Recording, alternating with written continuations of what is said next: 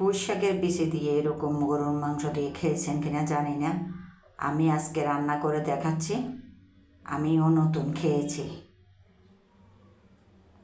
এভাবে কেউ রান্না করতেও দেখিনি। আমি রান্না করে ট্রাই করলাম, অনেক মজা হয়েছিল।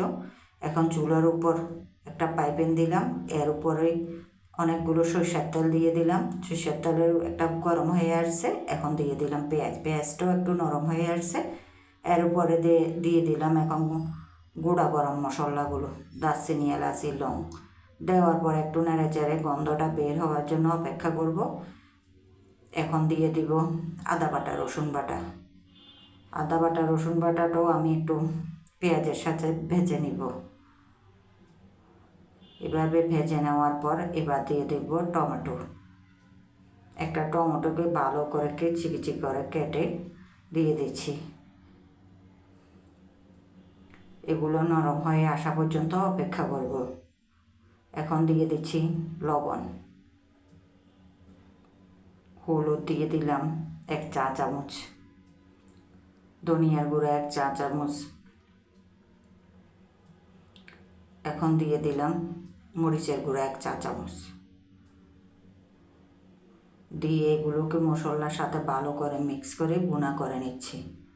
এখন একটু পানি দিয়ে কষিয়ে নেব মশলাটাকে। কষানোটা যখন হয়ে গেছে, এবার আমি কিছু চর্বি ছিল মাংসের মধ্যে, ওইগুলো আগে দিয়ে দিলাম যেন তেলটা আগে বের হয়ে যায়। এখন এর মধ্যে দিয়ে দিলাম গরম মশলার গুঁড়ো 1 চা চামচ। এই গরম মশলাটা আমার বাসা তৈরি করা।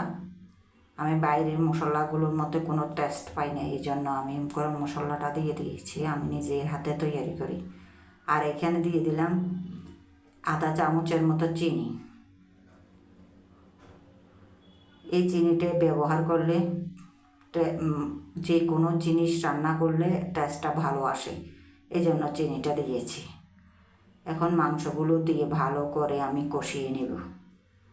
এখানে কোনো হাড্ডি নেই, সবগুলো একদম সলিড মাংস। এভাবে নাড়াচাড়া করে ঢাকনাটা দিয়ে ঢেকে দিচ্ছি। মাংস থেকে আলাদা একটা পানি বের হবো, ওই পানি দিয়ে এটা কষিয়ে নেব।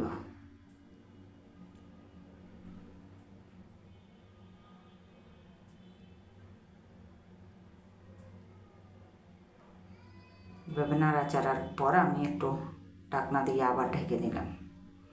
ঢাকনাটা ঢেকে দেওয়ার পর এখন আবার উল্টিয়ে দেখছি যে আমার পানিটাও একটু কমিয়ে আসছে।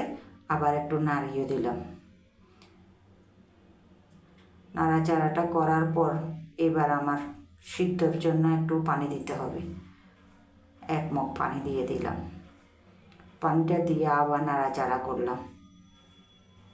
এবার আবার ঢাকনাটা দিয়ে ঢেকে রাখলাম।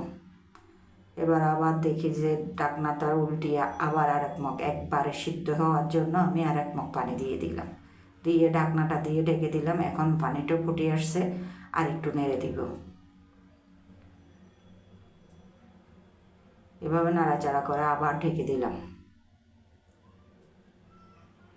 আমি মাংসটা চেক করে নিয়েছি, এর মধ্যে দেখছি যে আমার মাংসটা সিদ্ধ হয়ে গেছে।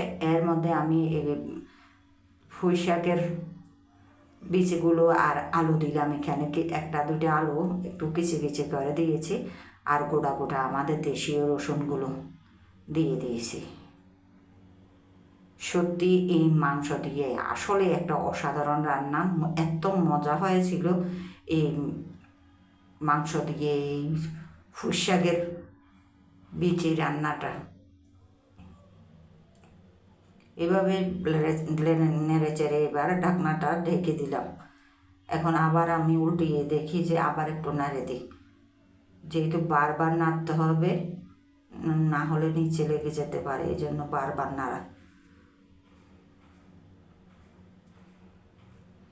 আবার ঢাকনাটা দিয়ে ঢেকে দিচ্ছি। এই যে আমার প্রায় রান্নাটা শেষের দিকে, আর একটু নেড়ে দিচ্ছি। আমার পানিটাও একদম শুকিয়ে গেছে, একটু পানি আছে। এটা আবার একটু রেখে দেব, যেহেতু পানিটা আস্তে শুকিয়ে যাবে। এর উপরে আমি ভাজা জিরার গুঁড়া দিয়ে দিচ্ছি।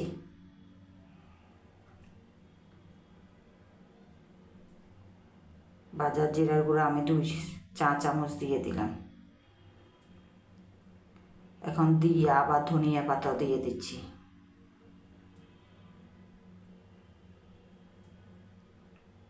যেহেতু ফ্রেশ এখন ধনিয়া পাতা পাওয়া যাচ্ছে অ্যাভেলেবেল, তাই ধনিয়া পাতা দিয়ে দিলাম। ধনিয়া পাতাটা এখন দেওয়ার পর সব কিছু একসাথে আবার মিক্স করে নেড়ে চেড়ে দিচ্ছি।